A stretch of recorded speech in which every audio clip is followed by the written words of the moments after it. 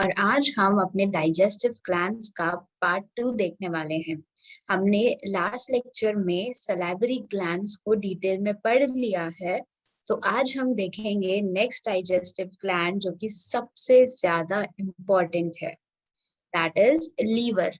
तो लीवर जो है वो सबसे लार्जेस्ट ग्लैंड है हमारे बॉडी का and it has two lobes. आप यहाँ पे जैसे देख सकते हैं, this one is the right lobe and this one is the left lobe. जो राइट लोब होता है वो बड़ा होता है, जो लेफ्ट लोब होता है वो छोटा होता है।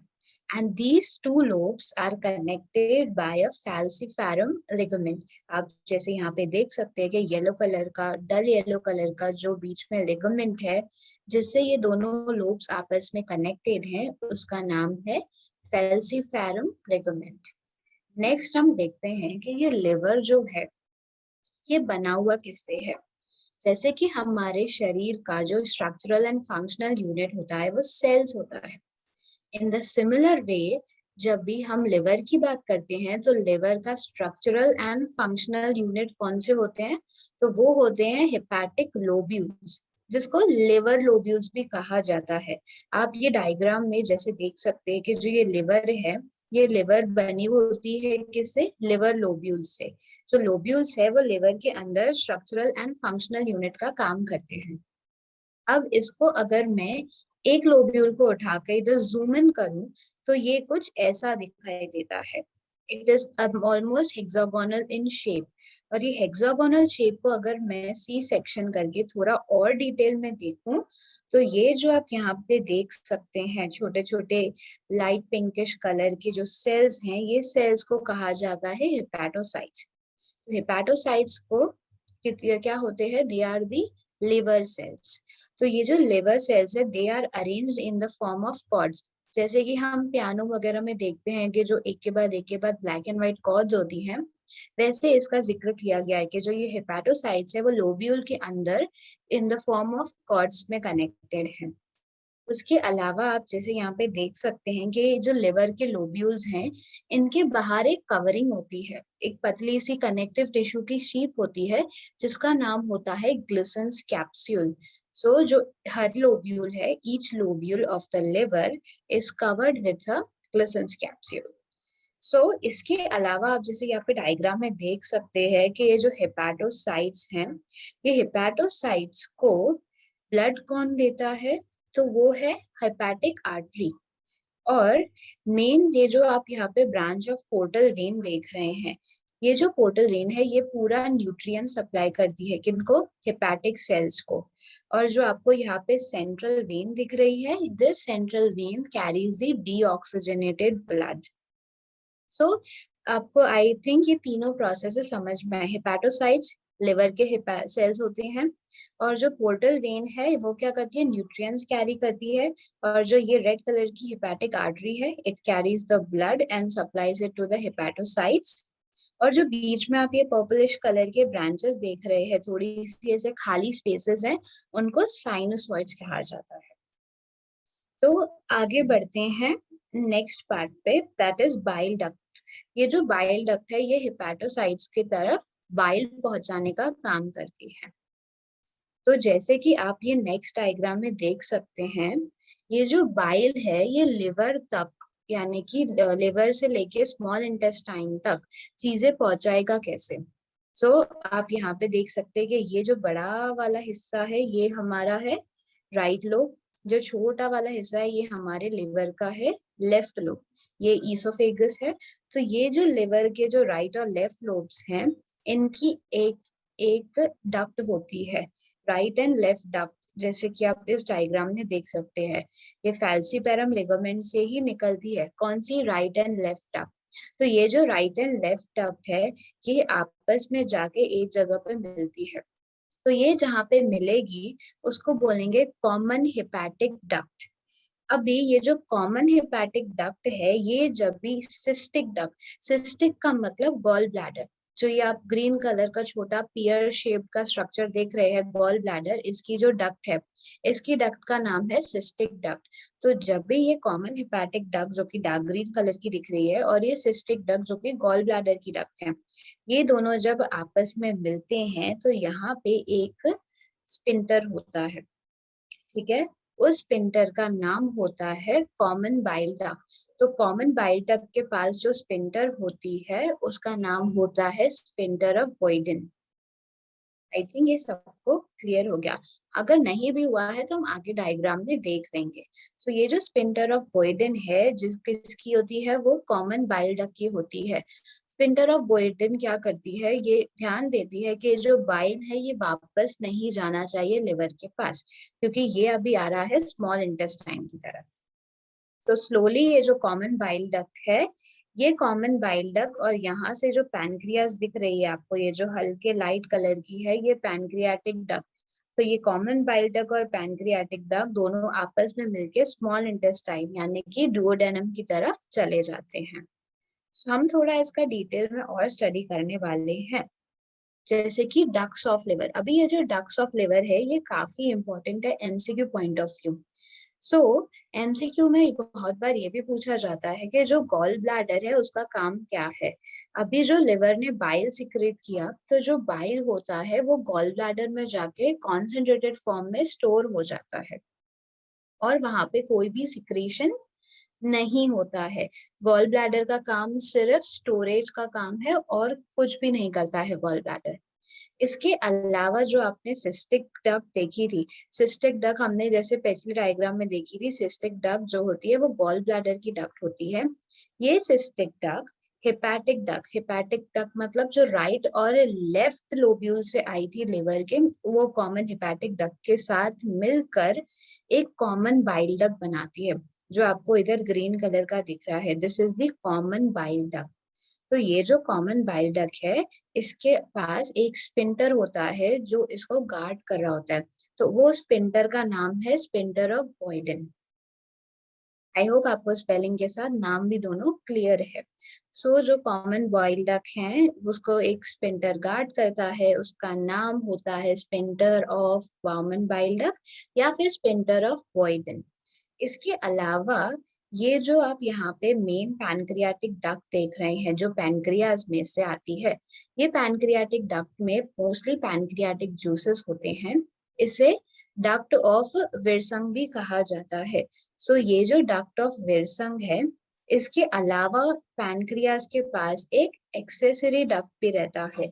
तो वो जो एक्सेसरी डक्ट रहता है, और ये एक्सेसरी डक्ट को आप यहाँ पे देख सकते हैं कि उसे डक्ट ऑफ सेंटोरिनी भी कहते हैं। तो डक्ट ऑफ सेंटोरिनी और ये मेन पैनक्रियाटिक डक्ट जिसका नाम है डक्ट ऑफ विरसंग, ये दोनों डक्ट्स आपस में मिलके एक कॉमन बाइल डक्ट के साथ यहाँ पे आके जुड़ते हैं।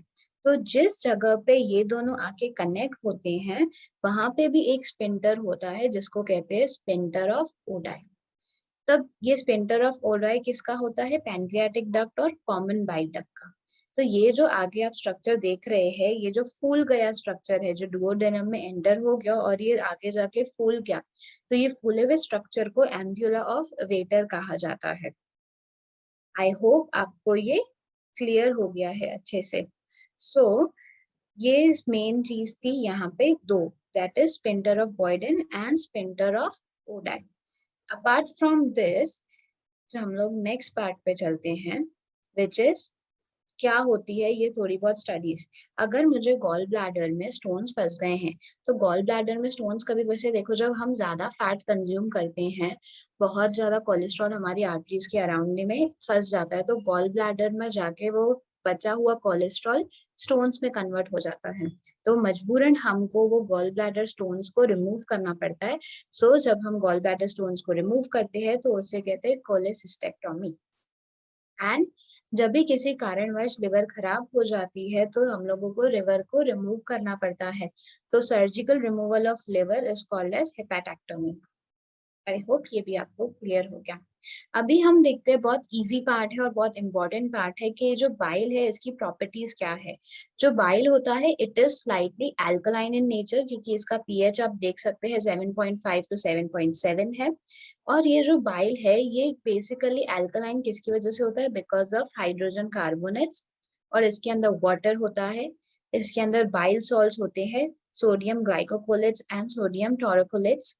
बाइल पिगमेंट्स हैं जैसे बिलीरुबिन और बिलीवर्डिन है जो हमारे फीसेस को वैसा डार्किश ब्राउन और येलो कलर का कलर देती है। इसके अलावा फैटी एसिड्स है, कोलेस्ट्रॉल है और लेसिथिन है। लेसिथिन वही है जो हम लोगों के लंग्स में सरफेस एरिया रिड्यूस करने का काम करता है।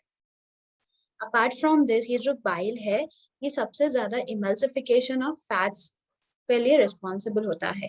अभी इमल्सिफिकेशन का मतलब जो भी हमारे बॉडी में फैट्स बन रहे हैं उनको स्मॉल स्मॉल पार्टिकल्स में ब्रेक डाउन करना और उनको सप्लाई करना अलग अलग जगहों पे छोड़ते जाना, ताकि वो ब्रेक डाउन हो के उनमें से वेस्ट जो है वो सेपरेट हो के पूरा बाहर निकल जाए। अगर वो हम लोग फैट स्टोर करेंगे तो सीधी सी बात है हम लोग बीमार गिरेंगे। तो इसलिए जो फैट्स हैं उनको अच्छे से धोना होता है, उन्हें ब्रेक डाउन करना होता है।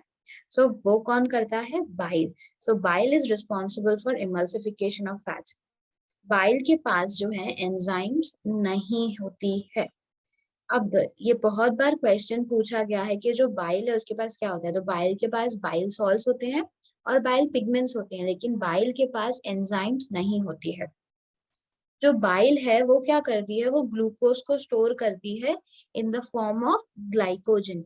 लेटर ऑन जब भी हमारी बॉडी को ग्लूकोज चाहिए होता है तो ये ग्लाइकोजन तोड़ता है, वापस ब्रेक डाउन होता है और इसमें से वापस हमें ग्लूकोज मिलता है। सो आइए देखते हैं the next which is very important part, जो की है पैनक्रियास। पैनक्रियास जो है it is the second largest gland after liver. लेकिन ये कैसा है, ये थोड़ा डिफरेंट है। It is compound in nature, मतलब इसके पास exocrine as well as endocrine portions दोनों है।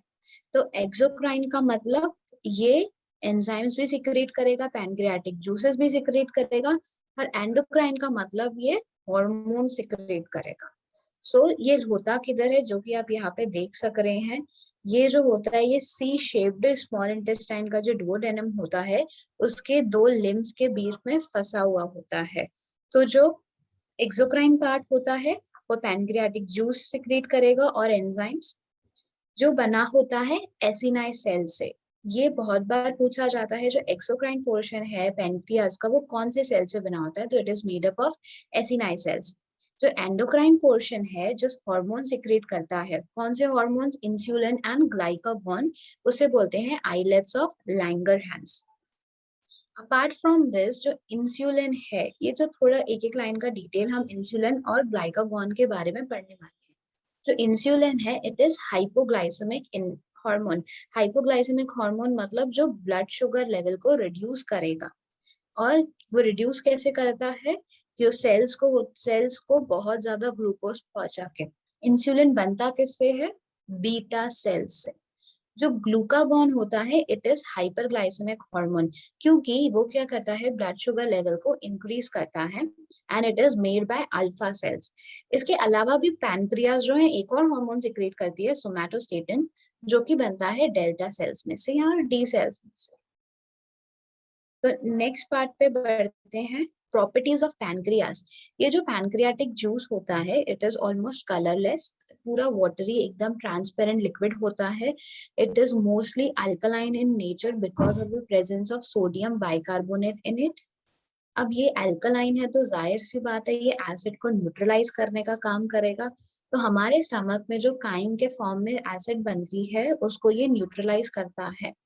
अब पैनक्रियास के पास क्या क्या होता है? पैनक्रियास के पास कौन सी एंजाइम्स होती है? पैनक्रियाटिक अमाइलेज जो कि स्टार्च को ब्रेक डाउन करेगी, लाइपेज जो फैट्स को ब्रेक डाउन करेगी, ट्रिप्सिन, काइमोट्रिप्सिन एंड कार्बोक्सीपेप्टिडेस, ये तीनों आगे जाके प्रोटीन डाइजेस्टिंग एंजाइम्स बनती है। जैसे कि आप यहाँ पे देख सकते हैं जो पैनक्रियास है, पैनक्रियास का कलर हल्का सा ग्रेश पिंक रहता है और ये करीबन 60 ग्राम का होता है वेट में। तो मैंने आपको जैसे देखा ये अल्फा सेल्स हैं और बीटा सेल्स है। बीटा सेल्स क्या करती हैं? They secrete insulin. और जो सोमैटोस्टेटिन होता है वो क्या होता है? Basically it is secreted by B sales.